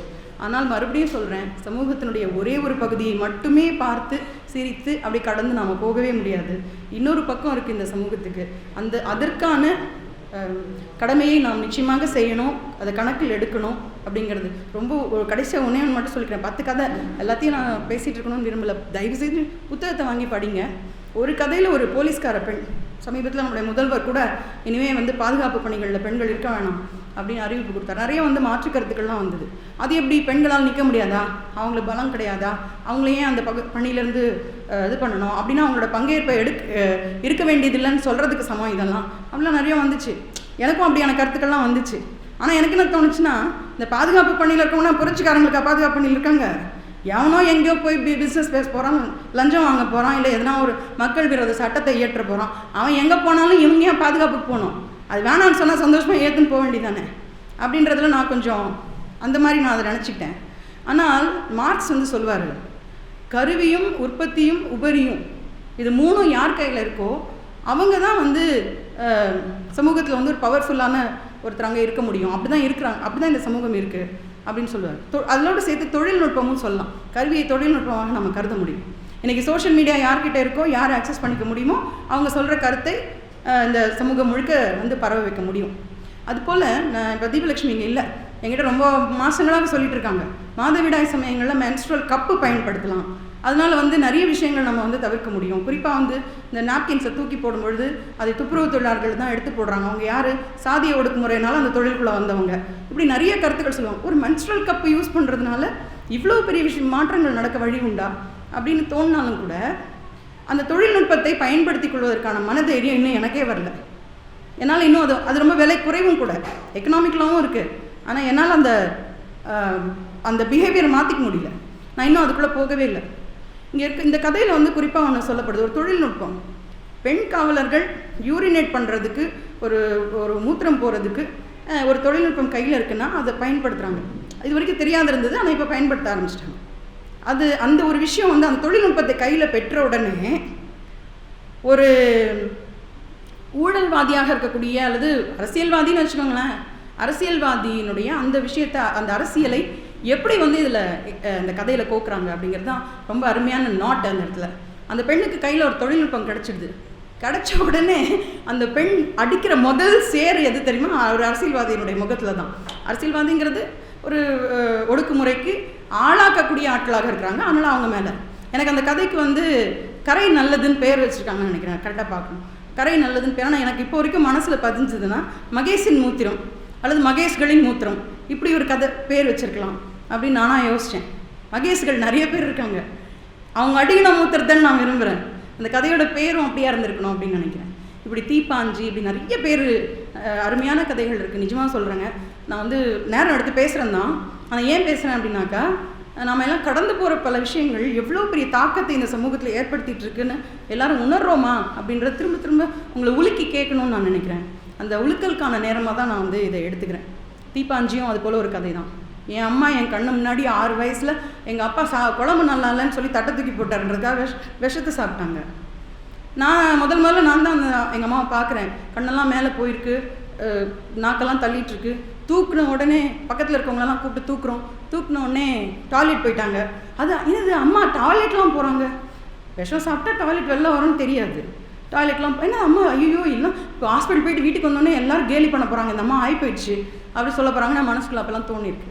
அப்போ வந்து ஹாஸ்பிட்டல் அட்மிட் பண்ண டாக்டர் சொன்னார், இதோட எஃபெக்ட் இப்போ தெரியாது, அப்புறம் வயசாக ஆக ஆக கண் பார்வை, மூளை இதெல்லாம் சில பிரச்சனைகளுக்கு ஆளாகும், அப்போ தான் இந்த தப்பு வந்து அவங்க உணர்வாங்க அப்படின்னு டாக்டர் எங்கள் அப்பாட்ட சொல்லிட்டு இருந்ததை நான் கேட்டுட்டு இருந்துட்டேன். அந்த ஒரு கதை, அந்த ஒரு உணர்வை வந்து இதில் இருக்க தீப்பாஞ்சி கதை வந்து எனக்கு கொடுத்து, ஒரு தற்கொலை பண்ணக்கூடியவர்கள் அவங்க பின்னாடி எப்படி வந்து கஷ்டப்படுவாங்க, அல்லது இதை அந்த குறைந்தபட்சம் ஒரு மருத்துவமனைக்காக அந்த மாதிரி இடங்களுக்கு போய் பாருங்கள், வாழ்க்கைனா என்னன்றது அங்கே தான் புரியும் அப்படிங்கிறதுலாம் மாதிரியான ஒரு அற்புதமான ஒரு தொடர்பு படுத்தக்கூடிய ஒரு கதை. என்னால் இந்த 10லையும் என்னை பொருத்தி பார்க்க முடிஞ்சிருக்கு. உங்களாலேயும் முடியும், அல்லது நமக்கு தொடர்பு உள்ளவர்கள் யாராவது இதுக்குள்ளே தேட முடியும். அந்த உணர்வோடு காணி தேக்கை நீங்கள் தயவுசெய்து படிக்கணும் அப்படின்னு நான் வந்து கேட்டுக்கிறேன். எல்லாரும் வந்து என்ன சொல்கிறது, நிறைய கதாபாத்திரங்கள் இதுக்குள்ளே இருக்க எல்லாரும் எனக்கு அறிமுகமானவங்க. ஸோ அப்புறம் நான் யோசிச்சிருக்கேன், இப்போல்லாம் வந்து அந்த கல்யாண கதைகள் அல்லது அந்த படுகொலையான சம்பவத்தெல்லாம் சொல்லும்போது எப்பவுமே சொல்லும்போது ஒரு அழுகை வந்துடும். இப்போல்லாம் எனக்கு வர்றதே இல்லை. பிகாஸ் நான் என்ன நினைக்கிறேன்னா, மாற்றங்கள் வேணும், அல்லது உங்கள் மனசுக்குள்ளே இப்படி மாறுங்க, இதெல்லாம் நீங்கள் கேட்டு தெரிஞ்சுக்கோங்க. இந்திரா காந்தியை பார்த்தீங்களா, அவங்கள பார்த்தீங்களா, இவங்கள பார்த்தீங்களான்னு பச்சை குழந்தைங்க கிட்ட காட்டி சொல்கிறத விட, என்ன நான் முன்னிறுத்திக்கிறேன், என்னுடைய மாடலை கொஞ்சம் பார்க்கலாம், நான் இதை கடந்து வந்திருக்கிறேன் அப்படின்னு சொல்கிறத நான் வந்து என்னுடைய வேலையாக வச்சுருக்கேன். என்னுடைய எல்லா வேலை தளங்கள்லையும் சமூக பணிகள்லையும் என்னுடைய இந்த விஷயங்கள், தனிப்பட்ட விஷயங்களை சொல்லிக்கிறத நான் ஹெசிடேட் பண்ணதே கிடையாது. ஸோ இதை வந்து சொல்கிறது மூலமாக மேலும் நம்பிக்கைகள் கொடுக்க முடியும் அப்படின்னு சொன்னால் அதை தொடர்ந்து செய்கிறதுல தவறு இல்லைன்றது தான் நான் வந்து நினைக்கிறேன். காணி தேக்குன்ற பேர் கேட்ட கூட அப்படி தான் நினச்சேன். ஒரு தடவை பாரதியார் படிக்கும்போது காணி நிலம் கேள்விப்பட்ட போது புது வார்த்தையாக இருந்தது, அதோடு தான் இருந்துச்சு என்னோட காணி அப்படிங்கிற அந்த அறிமுகம்ன்றது. பட் கொஞ்சம் ஒரு 6 வருஷம் முன்னாடி பழங்குடியினர் இருக்காங்க, அந்த கன்னியாகுமரி திருநெல்வேலி பக்கங்கள்லாம் பார்த்திங்கன்னா காணின்னு சொல்லக்கூடிய ஒரு பழங்குடியினர் இருக்காங்க. அவங்க விளைவிக்கக்கூடிய உணவுப் பொருட்களை பாதுகாத்து வைப்பதற்கான ஒரு ஸ்டோரேஜ் அது வந்து அரசாங்கம் இது வரைக்கும் கொடுக்கல. மலை மேலே எங்கே ஸ்டோரேஜ் பண்ணுறதுன்னு தெரியல, விளைக்கிறதெல்லாம் அழுகி போகும். அதுக்காக சில வேலைகள் வந்து பண்ணியிருக்கேன். அப்போ அறிமுகமான காணி பழங்குடிகள் எனக்கு தெரியும். ஆனால் காணி தேக்கை பற்றி எனக்கு தெரியாது. ஒரு பழங்குடி வீடுகள்லையும் வளரக்கூடிய அந்த பயிர்களை பற்றியோ மரங்களை பற்றியோ அவர்கள் கொடுக்குற இந்த சமூகத்துக்கு கொடுக்குற இயற்கை வளங்கள் சார்ந்தோ எனக்கு அறிவே கிடையாது. இப்போ வரைக்கும் கிடையாது, அரசாங்கத்துக்கும் கிடையாது. அதனால தான் கனிம வளத்தை எடுக்கிறேன்னு பழங்குடியை பூரா அவர் விரட்டிகிட்டு இருக்கான். யாருக்குமே கிடையாது. அந்த காணி தேக்கையும் கூட இந்த கதை இது புத்தகத்தோட தலைப்பாக மட்டும் இல்லை, காணி தேக்கை அறிமுகப்படுத்தக்கூடிய ஒரு கதையும் இதுக்குள்ளே இருக்குது. இப்படி எனக்கு சொல்லிகிட்டே போக முடியும், நிறைய நேரம் வந்து எடுக்கணும். ஏன் நான் சொல்லிட்டே போக முடியும்னா, அவ்வளவு பர்சனல் விஷயங்கள், அவ்வளவு உளப்பூர்வமான கதைகள், சம்பவங்கள் இதை வந்து இதில் வந்து என்னால் பார்க்க முடியுது. சரி, இதில் வந்து தற்கொலை பண்ணி சாகிறதுக்கான அந்த மனநிலையெல்லாம் வச்சுக்க வேண்டிய அவசியம் இல்லைன்றதையும் நான் கோடிட்டு காட்டிட்டு இங்கேருந்து கிளம்பலான்னு பார்க்குறேன். அப்படி அவசியம் இல்லை. நம்மால் முடிந்த அளவுக்கு, நான் அதுக்கப்புறம் சொன்னேன்ல, ஒரு 5 வருஷம் 6 வருஷம் தான் நான் வந்து நேரடியான வழக்கறிஞர் தொழிலுக்குள்ளே இருந்தேன். அது மூலமாக கிடைக்கக்கூடிய பணத்தில் வாழ்ந்துட்டு இருந்தேன். பட் அதுக்கப்புறம் நான் அதை விட்டுட்டேன். இது வந்து சரியாக இருக்காது, என்னுடைய இயல்புக்கு அது சரியில்லை அப்படின்னு நான் நினச்சேன். அதுக்கப்புறமும் நான் இப்போ வேலை செய்கிறேன். பட் செய்கிற இடங்களில் எனக்கு பணம் கிடைக்குது. நான் வழக்கறிஞர் தொழிலில் என்னெல்லாம் செய்வோமோ அதெல்லாம் இங்கேயும் பண்ணுறேன். ஒரு ஆசிரியராக என்ன செய்ய முடியுமோ அதெல்லாம் இங்கேயும் பண்ணுறேன். ஒரு அம்மாவாக நான் என்ன செய்ய முடியுமோ அதெல்லாம் இங்கேயும் பண்ணுறேன். பல்வேறு விதமான சமூக பிரச்சனைகளும் நான் தலையிடுறேன். தினசரி எனக்கு ஒரு 7லேருந்து 8 காலாவது வரும். அந்த 7லேருந்து 8 காலுக்கு நான் ஏதோ ஒரு வகையில் பிரயோஜனமாக இருந்துக்க முடியும். ஸோ சொல்ல வர தகவல் வந்து இதுதான். கடந்து போகிற பிரச்சனைகளாக எல்லா பிரச்சனைகளையும் நம்மளால் பார்க்க முடியாது. ஒரு சின்ன ஒரு துணுக்கு அதில் எடுத்து போடக்கூடிய ஒரு ஆளாக, ஒரு மாற்றத்துக்கான ஒரு சின்ன விஷயத்தை நடத்தக்கூடிய ஒரு ஆளாக நாம் ஒவ்வொருத்தரும் நம்மளை பொருத்திக்கும் பொழுது தான் நாம் மற்றவர்களை கேள்வி கேட்பதற்கும் மற்றவர்களுடைய பங்கேற்பை கோருவதற்கும், அது அரசாகவே இருந்தால் கூட அவர்களை வந்து கேட்பதற்கான ஒரு குறைந்தபட்ச தகுதி என்பது நம்மளுக்கு வரும் அப்படிங்கிறது என்னுடைய தாழ்மையான கருத்து. காணித்தேக்கை வாசிங்க. கதையை இப்போ நான் சொல்ல விரும்பல, காணித்தேக்கை வாசிங்க. வாசிச்சுட்டு ஒவ்வொருத்தரும் அதை பற்றி எழுதுங்க, அதை பற்றி பேசுங்க. நீங்கள் சந்தித்த பிரச்சனைகளை ஒருத்தரை பகிர்ந்துக்கோங்க. எப்போதுமே ஒரு இருட்டுக்குள்ளே வச்சு ஒழிச்சு வைக்கப்படக்கூடிய பிரச்சனைகள் தான் இங்கே வந்து பேசப்பட்டிருக்கு. அது பகலுக்கு வரட்டும், வெளிச்சத்துக்கு வரட்டும், அம்பலப்படட்டும். அதை பற்றியா ஸ்ட்ரிஞ்ச் ஆப்ரேஷன் நடத்துங்கடான்னு சொல்லி சோஷியல் மீடியாவில் எல்லாரும் பேசுவோம். நன்றி. ரொம்ப உணர்வுபூர்வமான உரை அது. சுசிலா தோழர் வந்து பேச வைக்கலான்னு சொன்னப்போ வெறுமனே வழக்குரைஞர் மட்டும் இல்லை, அவங்க அப்பாவை பற்றி ஒரு பதிவு வந்து ஒரு ஃபேஸ்புக்கில் எழுதியிருந்தாங்க. அது வந்து ரொம்ப அந்த விஷயத்தில் முதல் முறை படிக்கும்போது அந்த விஷயத்தை சார்ந்த ஒரு எமோஷனலாக இருக்கும். நீங்கள் 2வது முறை படிக்கும்போது ரொம்ப அட்டகாசமான சிறுகதை எழுத்துக்கான ஒரு ஃபார்ம் இருந்துச்சு அதில். அதனால் தோழர் பேரை சொன்னோன்னா கண்டிப்பாக நானும் ரொம்ப ஆர்வமாக இருக்கேன் அப்படின்னு சொல்லி பேசிகிட்டு இருந்தோம்.